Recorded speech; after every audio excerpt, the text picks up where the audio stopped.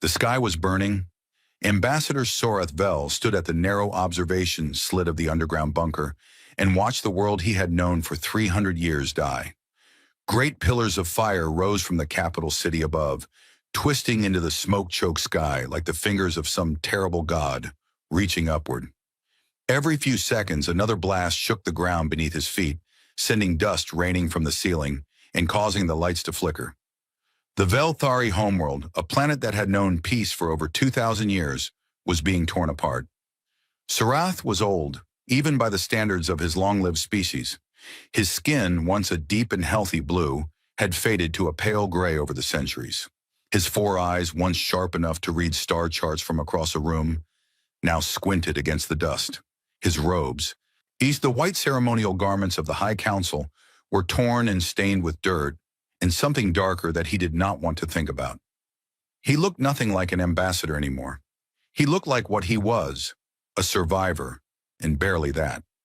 The bunker was deep beneath the council hall, or what was left of it. It had been built centuries ago during a time when the Velthari still remembered what war looked like. That memory had faded long ago. The Velthari had chosen the path of diplomacy, of wisdom, of patient conversation over conflict. They had brokered peace between the Irani Collective and the Dravani Federation. They had mediated the Shimmer Wars of the Nalisi courts. They had talked and listened and negotiated, and for 2,000 years it had worked. It was not working now. The Kreth Dominion had come without warning. For their fleet had appeared at the edge of the system like a dark cloud rolling over a clear sky. Hundreds of warships, then thousands, blotting out the stars as they moved into formation around the planet. The Velthari had attempted to open a dialogue. They had sent greetings, peace offerings, requests for negotiation. The Kreth had responded with orbital bombardment. The planetary defense turrets, old, poorly maintained things that had not been fired in living memory, had held for almost 6 hours. That was longer than anyone expected. But one by one, they had gone silent, their crews dead or their systems destroyed, until the sky belonged entirely to the enemy. Now the Kreth were landing ground forces. Sorath turned away from the observation slit and walked slowly down the corridor to the main operations room. It was a small space, never meant to hold more than a dozen people, but it was packed with nearly 40. Most of them were civilians, council staff, maintenance workers, a few children who had been in the building when the attack began. They sat against the walls with blank faces, some crying quietly, some simply staring at nothing. A few of the older Velthari had closed all 4 of their eyes and were murmuring the old prayers, the ones that had not been spoken seriously in centuries. In the center of the room, surrounded by flickering screens and dying equipment, sat 3 people who were still working. 2 of them were senior communications officers. The third was a young woman named Lith. Lith was barely 40 years old, which made her practically a child by Velthari standards. She had been assigned to the Council's communications department only 6 months ago, a junior officer on her first real posting. She had thin blue skin, large nervous eyes, and hands that had not stopped shaking since the first bombs fell. But she was still at her station. She was still working. Sorath respected that more than he could say. "Report," Sorath said quietly, stepping up behind her. Lith swallowed hard. "The same as before, Ambassador. All channels to the Irani Collective are dead. The Dravani Federation relay stations went offline 4 hours ago. The Nalisi courts," she hesitated. "We received a partial transmission from them 2 hours ago. It was a distress call. They are under attack as well." Sorath closed his eyes. "All of them. The Kreth planned this." "Yes, Ambassador. It appears they launched simultaneous attacks on every major allied civilization. Our intelligence suggests the Kreth have been positioning their fleets in secret for months, possibly years. By the time any of us realized what was happening, it was already too late." The other 2 officers, an older man named Vorin and a middle-aged woman named Asala, both nodded grimly. Vorin pulled up a star map on one of the few remaining working screens. It showed the known galaxy, with the territories of the various allied species marked in different colors. One by one, those colors were going dark. "The Irani homeworld fell approximately 8 hours ago," Vorin said. His voice was flat, the voice of a man who had already processed his grief and moved past it into something cold and empty. The Dravani are fighting, but their fleet was caught in dock. They will not hold. The Nalisi have retreated to their inner systems, but the Kreth are pursuing. The smaller species, the Alari, the Fen, the Tavoshi, we have heard nothing from any of them. Nothing at all? Sorath asked. Nothing. They are either destroyed or they have gone silent. Sorath stood very still for a long moment. Around him, the bunker shook again as another blast hit somewhere above. Dust fell. A child began to cry, and someone hushed it gently. Is there anyone left to contact? Sorath asked. He already knew the answer, but he needed to hear it spoken aloud. Tasala shook her head. We have exhausted every known diplomatic channel, every military frequency, every emergency contact in our records. Every species we have a relationship with is either under attack, destroyed, or unreachable. We are alone, Ambassador. The word hung in the air like smoke. Alone. Sorath had spent his entire career making sure the Velthari were never alone. He had woven a web of alliances and friendships that spanned the galaxy. He had believed, truly and deeply believed, that this web would protect them, that if the worst ever came, they would have friends to call on, allies who would come to their aid just as the Velthari had so often aided others. That web was gone, cut apart in a single coordinated strike by an enemy who had studied it carefully and knew exactly where to cut. Sorath sank into a chair. For the first time in his 300 years, he felt truly old. It was Lith who spoke next, and what she said changed the course of galactic history. Ambassador, she said, her voice small and hesitant, there is, and one more contact in the database. Sorath looked at her. What do you mean? Lith was pulling up a file on her screen, digging through layers of old records that had clearly not been accessed in a very long time. When I was running through the emergency contacts, I went all the way to the bottom of the list, past the allied species, past the neutral observers, past even the minor civilizations we have only met once or twice. At the very bottom, in the archive section, there is a contact frequency for a species that was registered after a single diplomatic meeting approximately 30 standard years ago. What species? Sorath asked. Lith found the file and opened it. She read from the screen, her brow furrowed. They are called humans. From a planet called Earth, in an unremarkable yellow star system on the outer edge of the galactic arm. The file says we made contact with them during a routine border survey. There was a single meeting. The notes describe them as, she paused reading, pre-galactic, emotionally volatile, technologically primitive by galactic standards, of minor interest. She looked up at Sorath. The officer who wrote the report recommended no further contact. Sorath remembered. It came back to him like a dream, a memory from decades ago, when the galaxy had still seemed safe and orderly. A small, strange ship had appeared near one of the Velthari border stations. It was clumsy and slow, clearly the product of a civilization that had only recently figured out how to travel between stars. The beings inside had been odd, soft-skinned, bipedal, with only 2 eyes and a bewildering range of facial expressions. They had been loud and excitable, asking too many questions, touching everything, laughing at things that were not funny. One of them had grabbed Sorath's hand and shaken it vigorously, a custom from their world that apparently signified greeting. Sorath remembered the strange warmth of the creature's grip, the way it had smiled at him with its flat teeth, the way its eyes had been wide with wonder. He also remembered how the meeting had ended. The Velthari delegation had politely told the humans that they were not yet ready to participate in galactic affairs. They had given them a contact frequency as a formality, patted them on the head metaphorically speaking, and sent them on their way. And the humans had seemed disappointed but had accepted the decision with surprising grace. That had been 30 years ago. The Velthari had never contacted them again. Humans, Sorath said quietly. I remember them. Should I try the frequency? Lith asked. Voreen made a dismissive sound. What would be the point? A pre-galactic species with primitive technology? Even if they received the signal, what could they possibly do? Send us their thoughts and prayers? Vorin, Tasala said gently, there is no one else. That simple truth settled over the room like a blanket. There was no one else.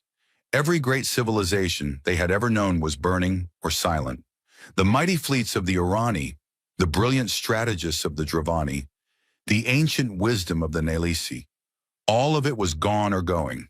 And here they were, at the bottom of the contact list, looking at the name of a species they had dismissed as irrelevant.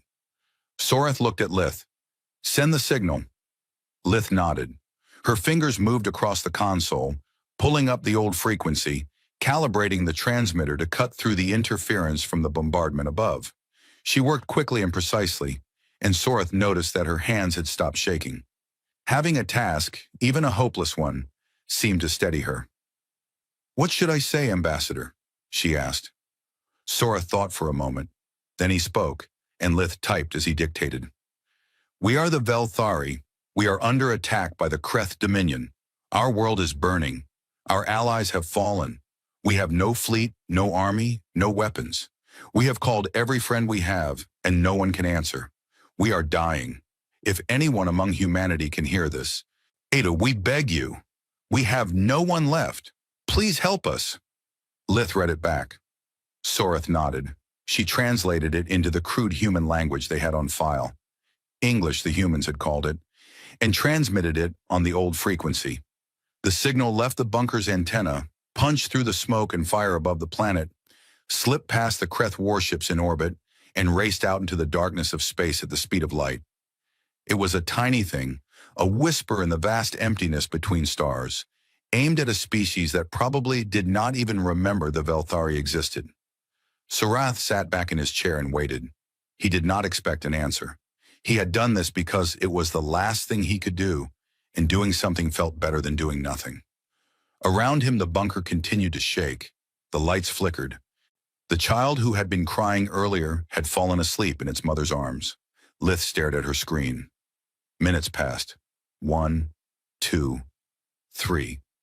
The silence was heavy and complete, broken only by the distant rumble of explosions above. "Ambassador," Vorin said softly, "perhaps we should begin discussing evacuation options for the civilians. If we can reach the underground transit tunnels, there may be—" "Ambassador!" Lith's voice cut through the room like a knife. It was sharp and high and trembling, but not with fear, with something else entirely. Everyone looked at her. Lith was staring at her screen with all four of her eyes wide open, wider than Sorath had ever seen on a Velthari face. Her mouth was slightly open. Her hands were pressed flat on the console, as if she needed something solid to hold on to. "What is it?" Sorath asked. "A response," Lith whispered. "We have a response." The room went absolutely silent. Even the crying and the praying stopped. Every person in that bunker turned to look at the young communications officer and the words glowing on her screen. Sorath stood and walked to her station. He looked at the screen. The message was short, written in plain English text, and it had arrived just 7 minutes after their distress call was sent. 7 minutes. That meant either the humans were impossibly close, or they had technology that the Velthari had never imagined. The message read, "Signal received. Hold your position. We are coming. UNSC Sole Command." Sorath read it 3 times. Then he read it a 4th time, because he was not sure he believed what he was seeing. "UNSC," Lith said, her voice barely above a whisper. "One United Nations Space Command. That is a military designation, Ambassador." "Military," Sorath repeated. The word felt strange in his mouth when applied to the small, loud, handshaking creatures he remembered from 30 years ago. "The humans have a military." "It would appear so," Lith said. Voran leaned over Lith's shoulder, frowning. "Hold your position. We are coming." He shook his head slowly. "Coming with what? A handful of patrol ships? A science vessel? What could they possibly—" Another rumble shook the bunker, harder this time. Dust poured from the ceiling. One of the screens cracked and went dark. Somewhere above them, the Kreth were getting closer. Sorath placed a hand on Lith's shoulder. She looked up at him. "Send a reply," he said. "Tell them thank you. Tell them our coordinates. Tell them—" He paused, upfront, and his voice almost broke. "Tell them to hurry." Lith sent the message, and then they waited. Above them, the Kreth Dominion continued to burn their world. Ground troops were moving through the ruins of the capital, their heavy boots crunching over rubble that had once been libraries and gardens, and homes where families had lived for generations. Kreth commanders reported to Warlord Draxus, high above in his flagship, that resistance was minimal. The Velthari had no soldiers, no weapons. It was, the commander said, almost disappointing.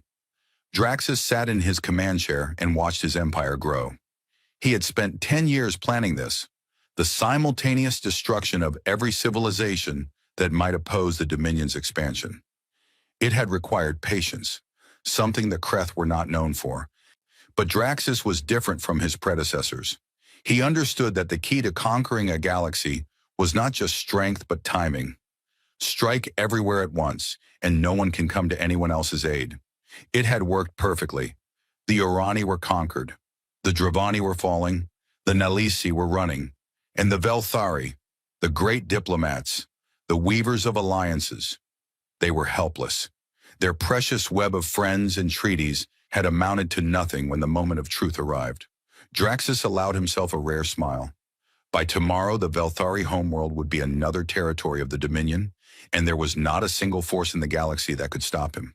He was wrong about that. Deep in the bunker, Lith's screen blinked one more time. A second message, shorter than the first. She read it, and something happened to her face that Sorath had never seen on a Velthari before. It took him a moment to recognize the expression, because it was so foreign to his people, so alien to their nature. It was hope. The message read, ETA 14 hours. Fleet size, classified. Hold the line. Admiral Tanaka, 1st Expeditionary Fleet, UNSC. Fleet. The humans had a fleet. Sorath looked at the message. He looked at Lith. He looked around the bunker at the frightened faces of his people, the civilians, the children, the old ones who were praying. 14 hours. They needed to survive for 14 hours. He straightened his torn robes. He lifted his chin.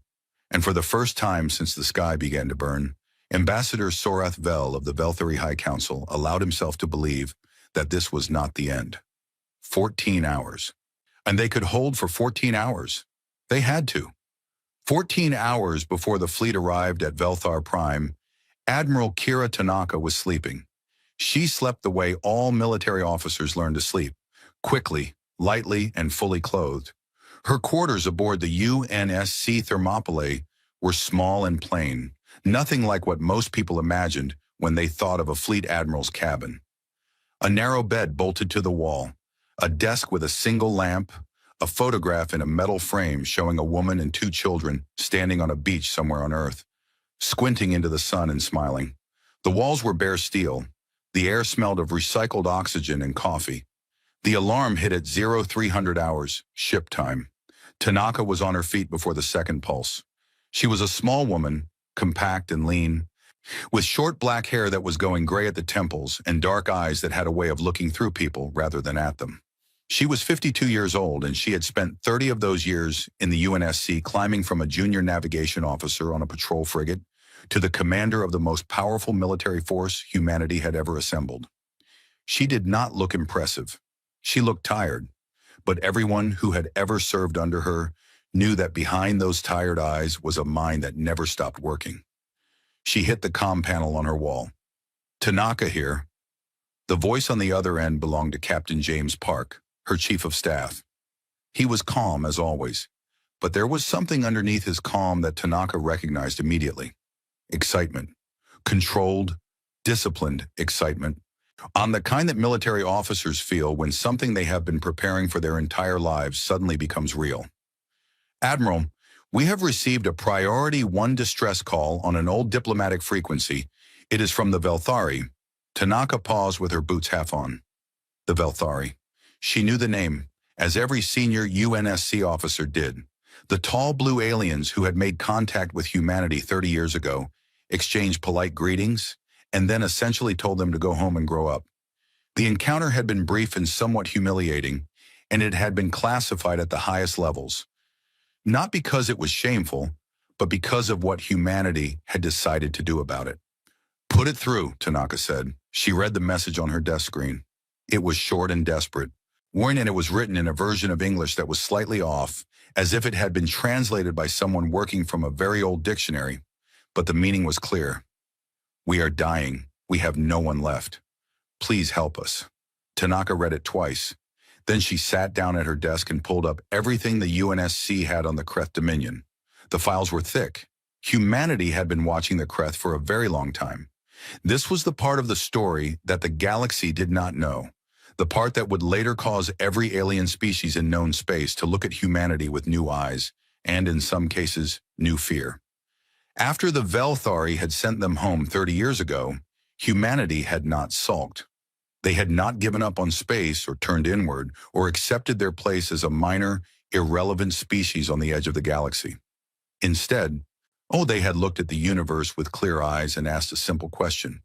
What is actually out there? The answer had frightened them. Humanity's first deep space probes, sent out in secret in the years following the Velthari contact, had painted a picture of a galaxy that was beautiful and vast and extremely dangerous. They had detected the Velthari and their allies, peaceful, advanced, and completely unprepared for real war. They had detected the Kreth Dominion, aggressive, expansionist, and growing stronger every year. They had run the numbers. They had built models and simulations, and every single model, every single simulation, had come to the same conclusion. Sooner or later, the Kreth would attack, and when they did, the peaceful species of the galaxy would have no way to stop them. Humanity had two choices.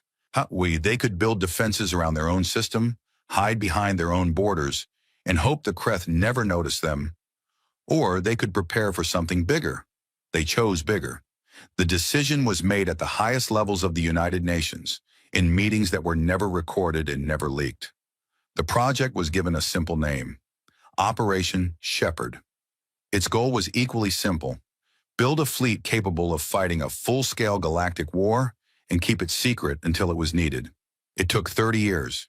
The shipyards were hidden in the asteroid belt between Mars and Jupiter, hollowed-out rocks the size of small moons converted into construction facilities.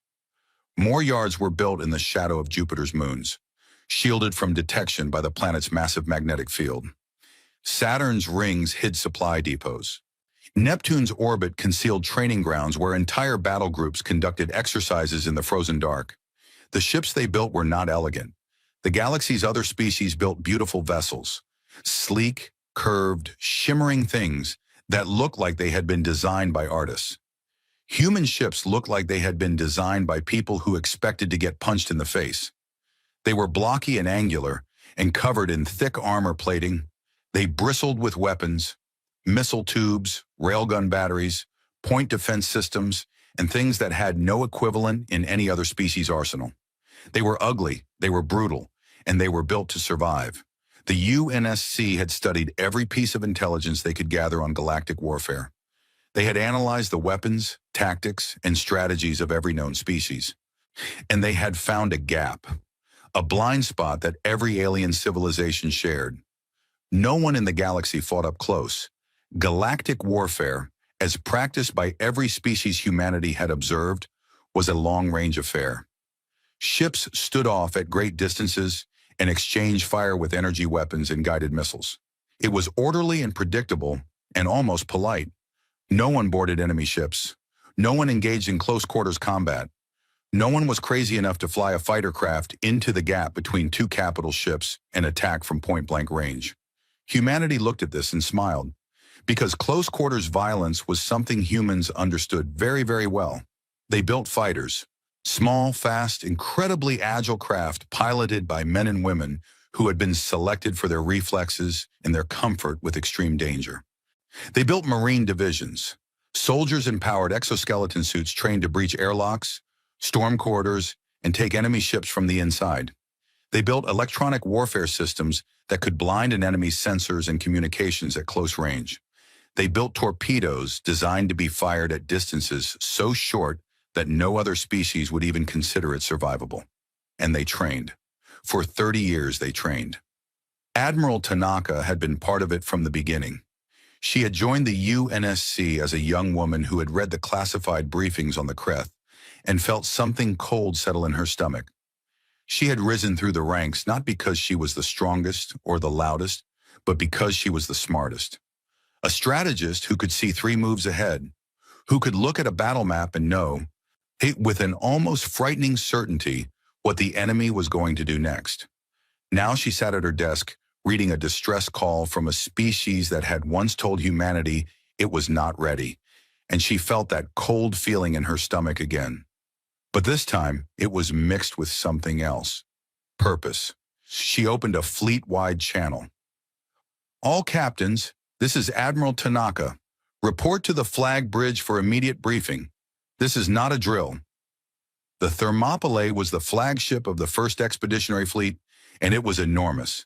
It was a dreadnought-class carrier, over 3 kilometers long, carrying a crew of 8,000 and an air wing of 400 fighters. It was armored so heavily that it could survive direct hits from weapons that would tear most alien warships in half. Its name was chosen deliberately, Thermopylae, the Hot Gates, the place where a small force had once held the line against an overwhelming enemy so that others might survive. Humanity had a habit of naming its ships after last stands: the Thermopylae, the Alamo, the Masada, the Rorke's Drift. It said something about the species that they considered their most inspiring moments to be the ones where they were outnumbered and outgunned and refused to quit. Within 30 minutes, every captain in the fleet was on the flag bridge, either in person or via holographic link. There were over 200 of them, commanding everything from massive dreadnoughts to fast destroyers to stealth frigates. They were men and women of every race and nationality on Earth, united by the same uniform and the same oath. They stood at attention and waited. Tanaka did not waste time. She put the Velthari distress call on the main screen and let them read it. Then she put up the intelligence data on the Kreth Dominion's attack, the simultaneous strikes, the fallen civilizations, the scale of the destruction. As of 3 hours ago, Tanaka said, the Kreth Dominion has launched a coordinated attack on every major allied civilization in known space. The Urani Collective has fallen. The Dravani Federation is under siege. The Nelisi courts are in retreat. The Velthari homeworld is under orbital bombardment and ground invasion. Every species the Velthari called for help has either been destroyed or is unable to respond. She paused. The bridge was silent. They called us. We are the last contact in their database. They called us because there was literally no one else left to call. She looked at her captains. Some of them were young, barely 30, with the eager tension of people who had trained their whole lives for a moment that was finally here. Others were older, veterans of the long secret buildup, men and women who had spent decades preparing for a war they sometimes feared would never come. All of them were watching her with the same expression: ready. I am not going to give a long speech, Tanaka said. You have all been briefed on the Kreth. You know what they are. You know what they do to the species they conquer. And you know what we built this fleet for. She straightened. The Velthari never gave us anything. No technology, no trade, no alliance. They told us we were not ready and sent us home. Some of you might think that means we owe them nothing. She let that hang in the air for a moment. But that is not how we do things. Where I come from, when someone calls for help, you answer. It does not matter if they are your friend. It does not matter if they ever did anything for you. It does not matter if they once looked down on you. They are in trouble. They are dying. They called us. And we are going to answer. She pulled up the navigation data on the main screen. The route to the Velthari system was plotted in a clean blue line across the star map. The 1st Expeditionary Fleet will depart in 90 minutes. All ships. Full combat readiness. We will arrive in the Velthari system in approximately 14 hours. When we get there, we are going to break the Kreth fleet, liberate the planet, and show the galaxy that there is a price for attacking the defenseless. She looked at them one last time. This is what we were made for. Go to your ships. May get your people ready. Dismissed. The captains moved. There was no hesitation, no debate, no voices raised in doubt. They simply went. And as they went, something passed between them. A current of energy, of determination, of something that was almost joy. Not the joy of violence, but the joy of purpose. Every single one of them had spent years wondering if the day would ever come. It had come. Within an hour, the fleet was moving. It was a sight that no human eye had ever seen before, because no human fleet of this size had ever existed before. Ships launched from the hidden docks in the asteroid belt, rising out of hollowed-out rocks like silver fish emerging from dark caves. More ships came from Jupiter's moons, from Saturn's hidden depots, from the training grounds near Neptune. And they gathered in formation, dreadnoughts at the center, carriers behind them, destroyers and frigates on the flanks, and swarms of fighter craft tucked into their launch bays like sleeping wasps. The final count was staggering. Over 12,000 warships, 400,000 fighters, 2 million Marines, supply ships, hospital ships, repair tenders, communication relays, the entire support structure of a civilization that had spent 3 decades preparing for exactly this moment. Earth watched them go. The departure was not secret. There was no point in secrecy now. Across the planet, people stood outside and looked up at the sky and watched the lights of the fleet streak across the darkness. Some cheered, some cried, some simply stood in silence, knowing that many of those lights would not come back. On the Thermopylae bridge, Tanaka stood with her hands clasped behind her back and watched the fleet fall into formation around her. Captain Park stood beside her, a data pad in his hand. "Fleet reports all ships at combat readiness, Admiral," he said. "FTL drives are charged. Navigation is locked. We are ready to go on your order." Tanaka nodded.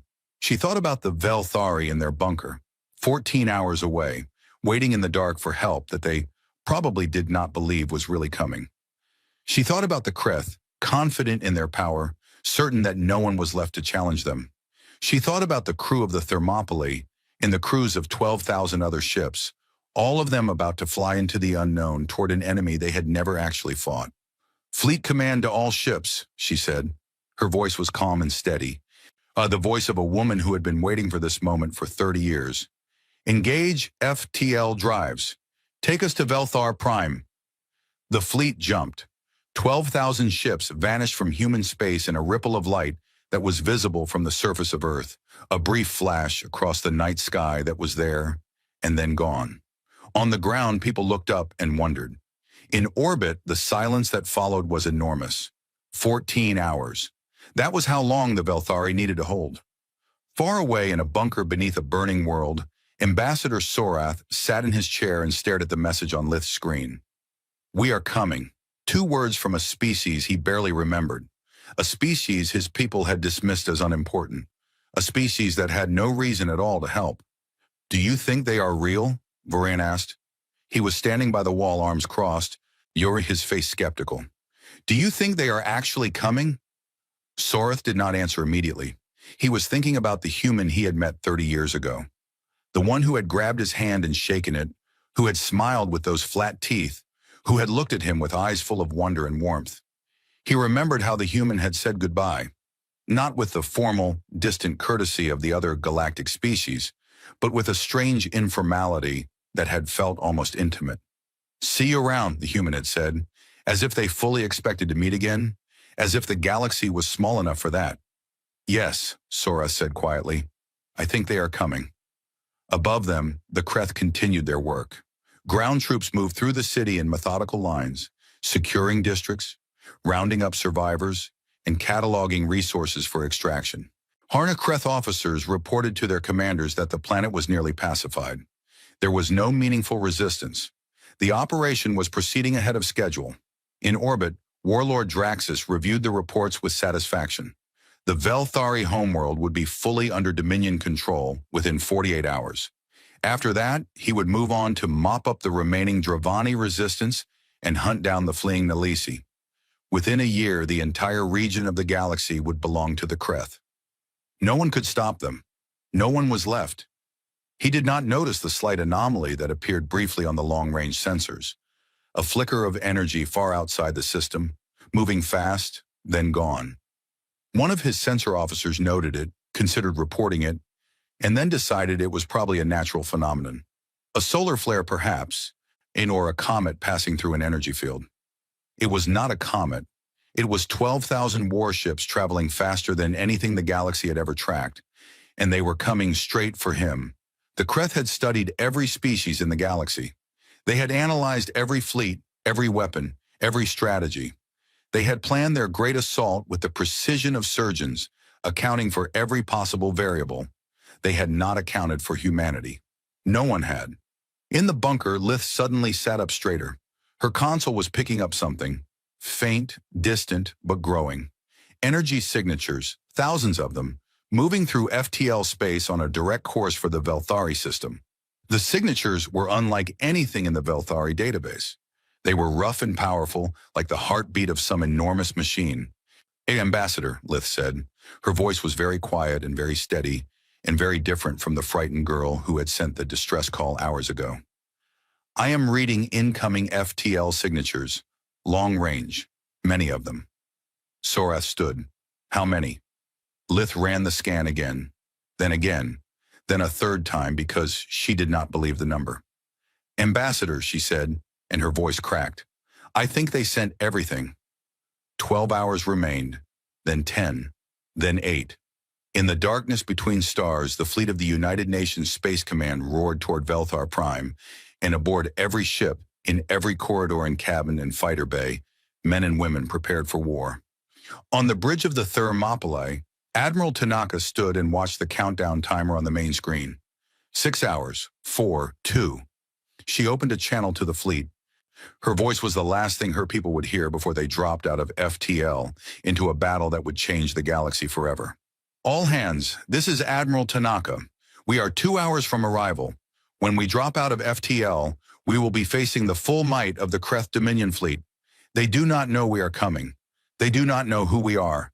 They do not know what we can do." She paused. "Show them."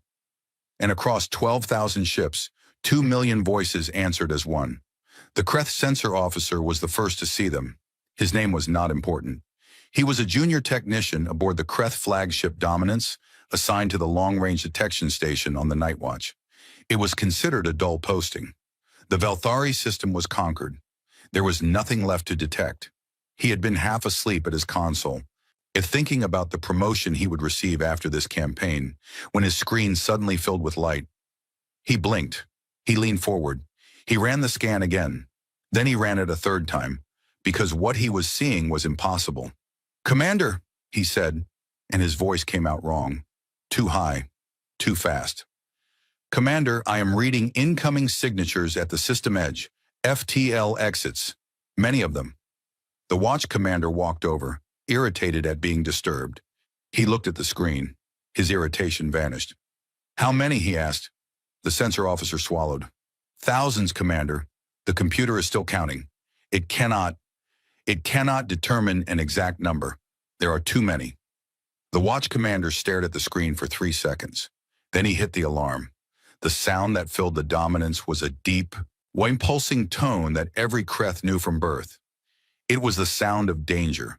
It had not been sounded on a Kreth flagship in over a century, because no one had been foolish enough to challenge the Dominion in that long. Across the Kreth fleet, nearly 3,000 warships hanging in orbit above the Velthari homeworld, the alarm spread. Crews scrambled to battle stations, weapons powered up, shields activated. Warlord Draxus was pulled from his rest and brought to the command bridge, where his officers were staring at the main display with expressions he had never seen on Kreth faces before. Fear. "Report," Draxus said. He was a massive figure, even by Kreth standards, nearly 3 meters tall, with thick gray skin and 4 arms that ended in hands capable of crushing metal. His voice was deep and cold and utterly controlled. He had conquered 11 species. He did not feel fear. Not yet. "Warlord, an unknown fleet is exiting FTL at the system boundary," his tactical officer said. "We are counting 12,000 signatures and rising. They are in combat formation. They are heading directly for us." 12,000. Draxus had 3,000 ships. He had considered this an overwhelming force, because it was. 3,000 Kreth warships was enough to crush any fleet in the galaxy. No species had ever assembled more than a few hundred warships in one place. The idea that someone could gather 12,000 was not just surprising, it was supposed to be impossible.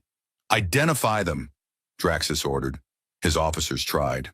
They ran the incoming signatures through every database the Dominion possessed. Irani ship profiles, Dravani engine signatures, and Nilesi energy patterns. Nothing matched. The incoming ships were something entirely new. "We have no match, Warlord," the tactical officer said. "These ships do not correspond to any known species." Draxus narrowed his eyes. "Then who are they?" The answer came a moment later, not from his own officers but from the unknown fleet itself. A transmission, broadcast on all frequencies, in perfect Kreth language. Someone had done their homework. "This is Admiral Kira Tanaka of the United Nations Space Command. You are engaged in the unlawful destruction of a sovereign species. You have one chance to withdraw your forces from this system. There will not be a second warning." The bridge was silent. Draxus looked at the main display, where the incoming fleet was now visible as a wall of blue dots, spreading across the system like a rising tide. Each dot was a warship. There were so many dots that the display was having trouble rendering them all. "United Nations Space Command," Draxus repeated slowly. "Humans." He knew the name. Somewhere in the Dominion's vast intelligence archives, there was a file on a minor species from an unremarkable star system. Pre-galactic, primitive, not a threat. The file was 30 years old. A lot can happen in 30 years. Draxus considered the situation with the cold, calculating mind that had won him 11 conquests. 12,000 ships was a significant number, but numbers alone did not win battles. These humans were untested. They had never fought a real war against a galactic power. Their ships were unknown. Their tactics were unknown. Their capabilities were unknown. They could be bluffing. If they could be sending empty transports with military transponders to inflate their numbers. It would not be the first time a desperate species had tried such a trick. "Ignore the transmission," Draxus said. "All ships, engage the enemy." It was the last order Warlord Draxus would give as a free being. The two fleets met at the edge of the Velthari system, and the battle that followed would be studied by military scholars of every species for centuries to come. The Kreth called it a disaster. The Velthari called it a miracle. Humanity called it the Battle of Velthar Prime, and it changed everything. The Kreth attacked the way they always attacked, with overwhelming firepower at long range. Their ships formed into their standard battle lines and opened fire with energy cannons and guided plasma torpedoes. It was a devastating barrage, one the kind that had shattered Irani cruisers and broken Dravani battlegroups. Thousands of shots streaked across the void toward the human fleet. The shots hit. Human ships staggered, their hulls flaring with impacts, armor plating glowing white-hot under the assault. Several smaller frigates were destroyed outright. A destroyer lost its engine section and began to tumble.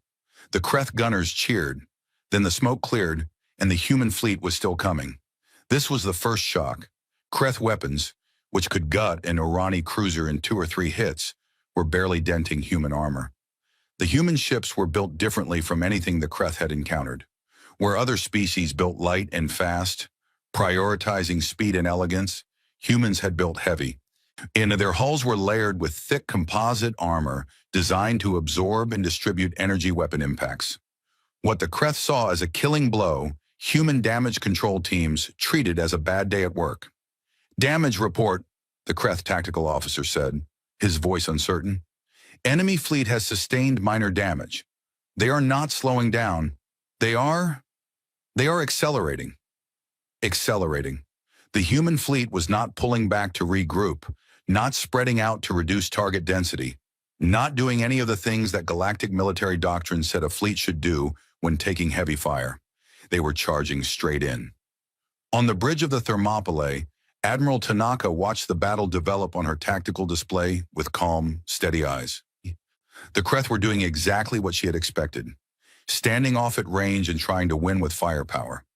It was a good strategy against species that fought the same way, but humanity did not fight that way. "All ships close to engagement range," Tanaka ordered. "Fighter wings, launch." The order went out, and the fleet responded. 12,000 warships surged forward, engines burning at full power, crossing the gap between the two fleets at a speed the Kreth found alarming. And from the carriers, hundreds of fighter bays opened simultaneously, and a swarm of small, fast, deadly craft poured into the void like hornets from a disturbed nest. The Kreth had no equivalent to fighter craft. No species did. When the idea of putting a single person in a tiny ship and sending them into a battle between capital ships was considered insane by every civilization in the galaxy. The risks were too high, the survival rates too low. No rational species would ask its people to do something so dangerous. Humanity had never been accused of being entirely rational. The fighter pilots of the UNSC were a special breed, men and women who had been selected for their reflexes, their courage, and what the military psychologists quietly referred to as an acceptable level of controlled insanity. They flew craft that were little more than engines and weapons with a seat bolted on. They flew them into the teeth of enemy fire with a joy that horrified observers from other species. And they were devastating. The fighters swarmed the Kreth fleet like insects. When too small and too fast for the big guns to track effectively, they darted between capital ships, firing missiles and railgun rounds at point-blank range into engine ports, sensor arrays, and weapon emplacements. Kreth ships that had been designed to fight enemies at thousands of kilometers suddenly found themselves being stung from meters away, and they had no defense against it. But the fighters were only the beginning. "Marine assault groups, go," Tanaka said. This was the part that the Kreth would later describe, in their post-war histories, as the moment they understood that humans were fundamentally different from every other species in the galaxy. Breaching pods launched from the human fleet, small armored capsules, each carrying a squad of Marines in powered exoskeleton suits. The pods streaked across the battlefield and slammed into the hulls of Kreth warships, their armored noses punching through exterior plating like needles through cloth. Within seconds, the pods cracked open and Marines poured into the enemy ships. No species in the known galaxy conducted boarding operations during fleet battles. It was considered impossible. The conditions were too chaotic, the risks too extreme, the logistics too complex. You could not put soldiers inside an enemy ship while that ship was actively fighting, maneuvering, and trying to blow you up. It simply could not be done. The humans did it anyway. The Marines moved through Kreth corridors in tight, efficient groups, their exoskeletons amplifying their strength and speed to superhuman levels. The Kreth were larger and physically stronger than humans, but the Kreth were not prepared for close combat. They were a species that conquered through orbital bombardment and ground occupation, not hand-to-hand fighting inside their own ships. The Marines tore through them. Ship after ship went dark as human boarding parties seized control of critical systems, bridges, engine rooms, weapon control centers. Kreth crews found themselves fighting a war on two fronts simultaneously, attacked from outside by the human fleet and from inside by human soldiers. It was chaos. It was terrifying. And it was working. On the Dominance, Warlord Draxus watched his fleet come apart. He had never seen anything like this. In all his years of conquest, he had never faced an enemy that fought with such aggression, such creativity, such complete disregard for the usual rules of engagement. The humans did not fight like a galactic civilization. They fought like something older and more dangerous. Like predators, like pack hunters, like creatures that had evolved on a world where everything was trying to kill them, and they had decided to kill it first. "Warlord, we have lost 47 ships to boarding actions," his tactical officer reported. The officer's voice was no longer controlled. It was afraid. "Enemy fighters are disrupting our formation. Our long-range weapons cannot engage effectively at this distance. We are taking heavy casualties." "Then pull back," Draxus snarled. "All ships, tactical retreat. Open the distance." The order went out. The Kreth fleet began to pull away, trying to restore the long-range engagement distance where their weapons were most effective. They could not. Not Admiral Tanaka had anticipated this. She had studied the Kreth for decades, and she knew that their first instinct when surprised would be to retreat and regroup. She had positioned her fastest ships, the destroyers and frigates, on the flanks, and the moment the Kreth began to pull back, they swept forward and cut off the escape routes. The Kreth fleet was surrounded. What followed was not a battle. It was a lesson. The human fleet closed in from all sides, pouring fire into the trapped Kreth ships at ranges so close that misses were almost impossible. Fighters continued their swarming attacks. Marine boarding parties continued to seize ships. The Kreth, for all their size and firepower, were being dismantled by an enemy that refused to fight on their terms. In the middle of the carnage, one moment stood out.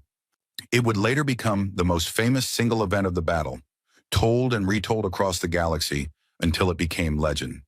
The UNSC Alamo was a frigate, a small ship, lightly armed and lightly armored, designed for speed and scouting rather than frontline combat. Its commander was a man named David Osei. He was 38 years old, born in Accra, Ghana, and he had a wife and a young daughter back on Earth. He had joined the UNSC because he believed in what it stood for, and he had served for 15 years with quiet distinction. During the battle, a Velthari refugee convoy was detected trying to flee the planet. The convoy was a collection of civilian transports packed with survivors, families, children, elderly, making a desperate run for open space. A Kreth bombardment cruiser, one of the largest ships in the Dominion fleet, broke away from the main battle and moved to intercept the convoy. Its intention was clear. It was going to destroy them. The Alamo was the closest human ship. Commander Osei looked at the tactical display. He looked at the refugee convoy, dozens of slow, unshielded civilian ships carrying thousands of lives. He looked at the Kreth cruiser, a ship 10 times the Alamo's size with weapons that could destroy his frigate in a single volley. He did not hesitate. "Helm, put us between the cruiser and the convoy," Osei ordered. "All weapons, target that ship. Communications, broadcast to the convoy. Get clear. We will hold them." The bridge crew looked at him. They understood what he was asking. Every one of them understood, and not a single person objected. The Alamo moved into position, a tiny ship placing itself directly in the path of a giant. The Kreth cruiser opened fire. The Alamo shook. Armor plating tore away. Systems failed. Fires broke out on multiple decks. The Alamo fired back with everything it had, its railguns and missiles hammering the cruiser's shields. Not enough to destroy it, but enough to keep its attention. Enough to keep it focused on the Alamo instead of the fleeing transports. Osei's crew fought their ship with extraordinary skill and courage. Damage control teams raced through burning corridors, sealing breaches, rerouting power, keeping the weapons firing. The medical bay filled with wounded. The ship's AI reported system after system going offline. The Alamo was dying, and everyone aboard knew it. 11 minutes. That was how long the Alamo held. 11 minutes of continuous fire, of explosions and decompression, and the screams of wounded sailors, of a tiny ship refusing to move, refusing to retreat, refusing to die until the job was done. At the 10-minute mark, Osei ordered the crew to the escape pods. Most of them went. Some stayed at their stations, keeping the weapons firing until the last possible moment. Osei was the last man on the bridge. He watched the refugee convoy clear the engagement zone and enter FTL. Safe, every ship, every soul. He smiled. The Kreth cruiser's next volley tore the Alamo apart. The escape pods scattered into the debris field. Of the Alamo's crew of 112, 79 made it to the pods. They were picked up by human ships within the hour. Commander Osei was not among them. 33 crew members were lost with the ship. The refugee convoy, carrying 4,718 Velthari civilians, arrived safely at the designated rally point. Every single one of them survived. Back at the main battle, the Kreth fleet was finished. Ship after ship surrendered or was destroyed. The precision of the human assault was overwhelming. Tanaka had not simply thrown her fleet at the Kreth. She had conducted the battle like a surgeon, cutting off retreats, isolating groups of enemy ships, and destroying them one by one. It was methodical, it was efficient, and it was merciless. Warlord Draxus, aboard the Dominance, found himself surrounded. His flagship was the last major Kreth vessel still fighting. Its shields were failing, its weapons were running dry, and there were human Marines on board. The boarding party that took the Dominance was led by Sergeant Major Elena Vasquez. She was a compact, muscular woman from Buenos Aires with a scar across her jaw and eyes that had seen too much. She led her squad through the corridors of the Kreth flagship with ruthless efficiency, clearing compartment after compartment until they reached the command bridge. The bridge doors were sealed. Vasquez placed a breaching charge and blew them open. Draxus was standing in the center of his bridge, alone. His officers had fled or surrendered. His great conquest, The campaign that was supposed to bring the galaxy to its knees was over. He looked at Vasquez and her Marines, these small, soft-skinned creatures in their metal suits, and he felt the feeling he had never felt before. The feeling his enemies had always felt when they looked at him. But he was afraid. Vasquez pointed her weapon at him. On the ground, now! Draxus, warlord of the Kreth Dominion, conqueror of 11 civilizations, got on the ground. They put him in restraints and brought him to the Thermopylae. He was dragged onto the bridge and stood before Admiral Tanaka, who looked up at the massive alien from her command chair with an expression that was not anger, not triumph, not hatred. It was nothing. She looked at him the way one might look at a problem that had been solved. She said nothing to him. She did not need to. Draxus was taken to a holding cell. He would later stand trial before the Galactic Concord for crimes against sentient life. He would never command a ship again. Outside, the battle was over. The Kreth fleet was destroyed. Some ships captured, some surrendered, many reduced to drifting wreckage. The space above the Velthari homeworld, which hours ago had been darkened by Kreth warships, was now filled with human ships instead. But these ships were not firing. They were helping. The first thing Tanaka did after the battle was order the fleet's hospital ships forward. The second thing she did was order Engineering Corps to begin preparing for planetary relief operations. The third thing she did was open a channel to the surface. Ambassador Sorath, this is Admiral Tanaka of the UNSC. The Kreth fleet has been neutralized. Your skies are clear. We are sending medical and engineering teams to the surface. Please transmit coordinates for areas of greatest need. In the bunker beneath the ruined capital, Sorath listened to the transmission. Around him, his people were silent. All of them. The civilians, the officers, the children, were staring at the speakers as if they were hearing the voice of a god. Lith was crying. She was not the only one. Sorath walked to the console. His hands were steady, but his voice was not. Admiral Tanaka, he said, this is Ambassador Sorath of the Velthari. We receive you. He paused. He tried to find the words. In English, in Velthari, in any language. The right words for this moment. They did not seem to exist. Thank you, he said. Through the observation slit, Sorath could see the sky above the ruined city. The smoke was clearing, pushed aside by the wind, and through the gaps in the smoke, he could see them. Human dropships, dozens of them, hundreds of them, descending through the atmosphere. They were not carrying weapons. They were carrying supplies, medical equipment, food, water, shelter materials, engineering tools. The ships that had come to make war were now coming to rebuild. Sorath watched them land, and for the first time in days, the sky above his world did not look like death. It looked like morning. The first human boots touched the surface of Velthar Prime at dawn. It was a strange dawn. The sun rose through a sky still thick with smoke and dust, painting everything in shades of orange and red that made the ruined capital look like it was still burning. But it was not burning anymore. The fires had been put out, most of them, by Kreth bombardment that had turned entire districts to ash, and by the simple fact that there was nothing left to burn. The city that had once been the jewel of Velthari civilization was gone. Its great towers, which had stood for 1,000 years, were reduced to broken stumps of twisted metal and shattered glass. The gardens, famous across the galaxy for their beauty, were craters. The libraries, which had held the collected knowledge of a species that valued wisdom above all things, were rubble. Streets that had once been filled with the sounds of conversation and music were silent, covered in a thick layer of gray dust that muffled every footstep.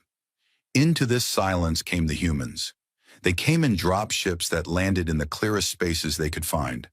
Parks, plazas, the wide avenue that had once led to the council hall.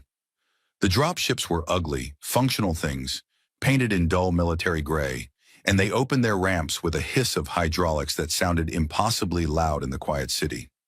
And from inside came soldiers and engineers and medics, carrying everything they could carry. The first human to set foot on Velthari soil was a combat engineer named Corporal Maria Santos. She was 26 years old from a small town in the Philippines, and she had never seen an alien before in her life. She stepped off the ramp, looked around at the devastation, and said a word in her native language that did not need translation. Then she put down her equipment bag, pulled out her tools, and got to work. That was the thing about humans that the Velthari noticed first. They did not stand around. They did not make speeches or hold ceremonies or wait for instructions. They simply started working. Engineers began clearing rubble and setting up portable power generators. Medics established field hospitals in whatever intact buildings they could find. Soldiers fanned out to secure the area, not against the Velthari, but against any remaining Kreth ground forces that might still be hiding in the ruins. There were still Kreth on the ground, thousands of them in fact. When the fleet above them had been destroyed, the Kreth ground forces had been cut off. No reinforcements, no evacuation, no orders. Some of them fought, most of them did not. The Kreth were a species that understood power, and they could see very clearly that the power had shifted. Human marine units moved through the city in disciplined squads, rounding up Kreth soldiers with an efficiency that was almost casual. The Kreth, who had marched through these same streets as conquerors just days ago, were now prisoners. Ambassador Sorath emerged from the bunker on the second day. He had wanted to come out sooner, but his aides had insisted on waiting until the humans confirmed the surface was safe. When he finally climbed the stairs and stepped through the shattered doorway of what had once been the council hall, he stopped and stood very still for a long time. The world he knew was gone. The hall, where he had spent decades of his life debating and negotiating, was a shell. The roof was open to the sky. The walls were cracked and leaning. The great mosaic floor, which depicted the history of the Velthari in tiny colored tiles, was buried under rubble and ash. But in the courtyard outside, something was happening. A group of human engineers had set up a portable water purification system and were distributing clean water to a line of Velthari civilians. The line was long. Hundreds of people, maybe more, and they were quiet and orderly, not shuffling forward with the patience of people who had learned to wait for everything. The humans moved among them with plastic bottles and cups, speaking in a language the Velthari did not understand, but in tones that were unmistakable, gentle, encouraging, kind. Sorath watched a human medic kneel beside an elderly Velthari woman who had collapsed in the line. The medic was a large man with dark skin and careful hands, and he clearly had no idea how Velthari biology worked. He consulted a tablet, frowned, consulted it again, and then very carefully administered water in a nutrient solution that he had to adjust 3 times before the woman's system accepted it. He stayed with her until she was strong enough to stand, then helped her to the front of the line so she would not have to wait any longer. No one told him to do that. When no order was given, he simply saw someone who needed help and helped them. Sorath watched this, and something inside him shifted in a way he could not quite describe. Over the next several days, the scope of humanity's response became clear. It was not just a military operation. It was a full-scale humanitarian mission. Transport ships arrived from human space carrying supplies. Mountains of supplies. Food that had been adapted to Velthari dietary needs based on the limited biological data humanity had gathered over the years. Medical equipment modified on the fly by human doctors and engineers who were learning Velthari physiology in real time, making mistakes, adjusting, and getting better with every patient. Construction materials for temporary shelters, power generators, communication equipment, water, clothing, blankets. And the humans worked around the clock. They did not seem to stop. Sorath learned later that human beings required regular sleep, typically 7 or 8 hours per day, but the humans on Velthar Prime were averaging 3 or 4 hours and showing no signs of slowing down. When he asked a human officer about this, the officer shrugged and said, "We will sleep when the job is done." This attitude baffled the Velthari. It was not that the Velthari were lazy. They were a hard-working species in their own way. But they approached work with a measured philosophical patience, believing that all things happened in their proper time. Humans seemed to believe that the proper time was right now, immediately, as fast as possible. They attacked reconstruction the same way they had attacked the Kreth fleet, with overwhelming force and relentless energy. On the 5th day after the battle, Ambassador Sorath received word that Admiral Tanaka had come to the surface and wished to meet with him. The meeting was arranged in the one place that seemed appropriate, the ruins of the council hall, where the Velthari had once conducted the business of peace. Sorath arrived first. He had cleaned himself up as best he could. His robes were still torn, but they had been washed, and he had found a ceremonial pin in the rubble that he attached to his collar. It was a small thing, a symbol of his office, and wearing it made him feel like himself again, even if everything else had changed. Tanaka arrived 10 minutes later, accompanied by 2 aides and a translator, and though the translator was hardly necessary, Tanaka had spent the last several days learning basic Velthari phrases, and her English was clear enough for the translation software to handle the rest. She looked exhausted. Her uniform was clean but wrinkled, and there were dark circles under her eyes that spoke of too many nights without enough sleep. Her hair, already going gray, seemed to have gone grayer in the past week. She was not a physically imposing person. Short, lean, quiet.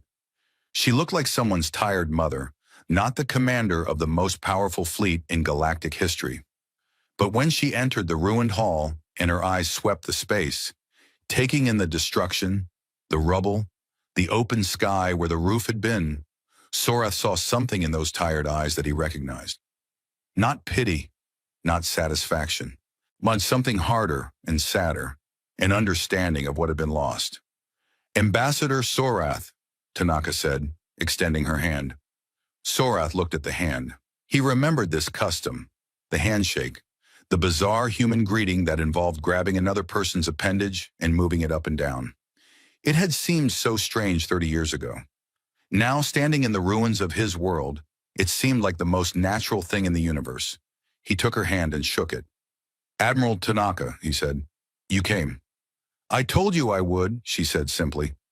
They sat across from each other on blocks of rubble that had once been the walls of the most important building on the planet. Around them, the sounds of reconstruction filled the air. The hum of generators, the clang of metal, the occasional shout of a human engineer calling to a colleague. Through the gaps in the walls, they could see Velthari civilians and human soldiers working side by side, clearing debris, building shelters, carrying supplies. Sorath studied the human woman across from him. She sat with her hands folded in her lap, patient, unhurried, waiting for him to speak. There was no arrogance in her posture, no triumph. She looked like someone who had come to do a job and wanted to make sure it was done right. He had so many questions, but there was one that mattered more than all the others. "Admiral," Sorath said, "why did you come?" Tanaka looked at him with a slight tilt of her head, as if the question surprised her. Sorath continued, "Please understand, I do not ask this out of ingratitude. What you have done for my people is beyond anything I can express. But I need to understand. Humanity had no treaty with the Velthari, no alliance, no agreement of any kind. We met once 30 years ago and He paused, searching for the honest words.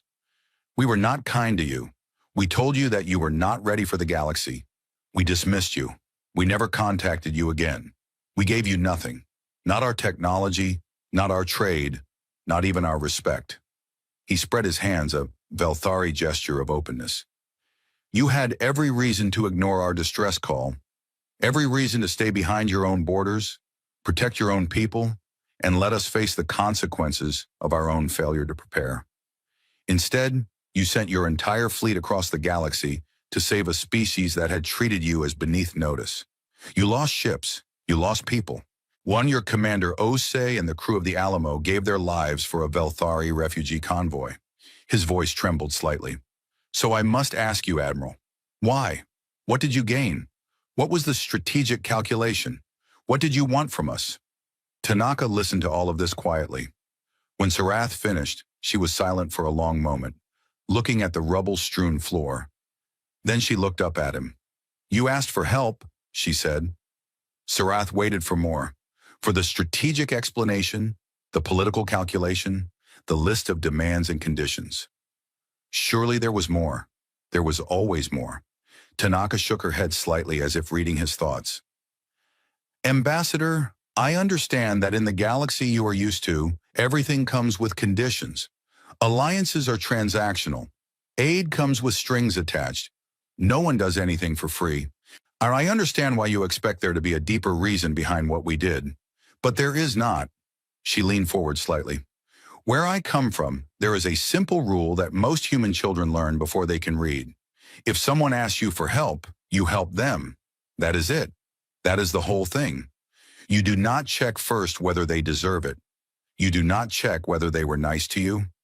You do not calculate whether helping them will benefit you. Someone is in trouble and they ask for help, and you help. Because that is what you do. Sorath stared at her.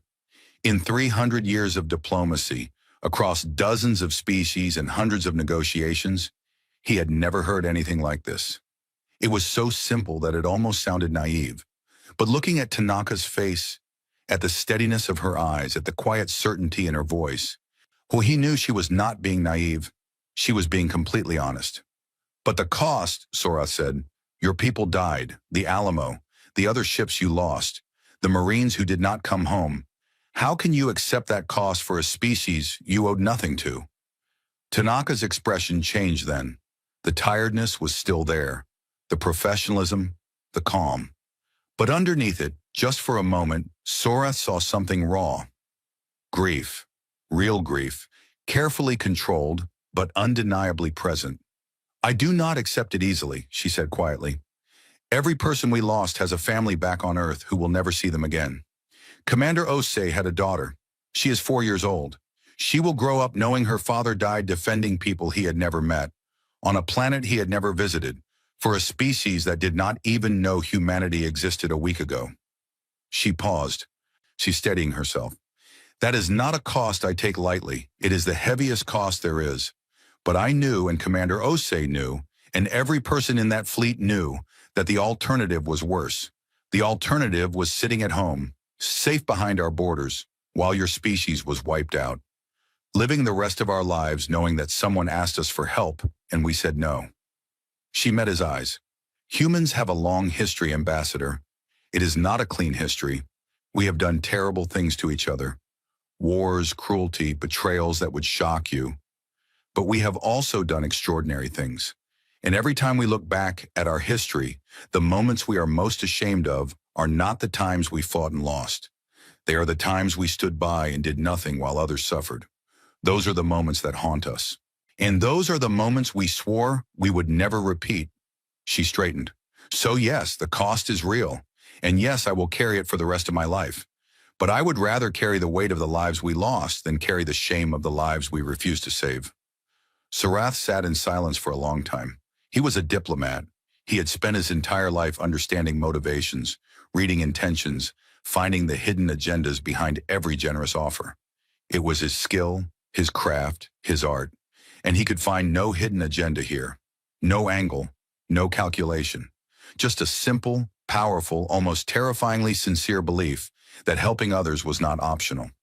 Your species, Sorath said finally, is not what we thought. No, Tanaka agreed, and for the first time she smiled.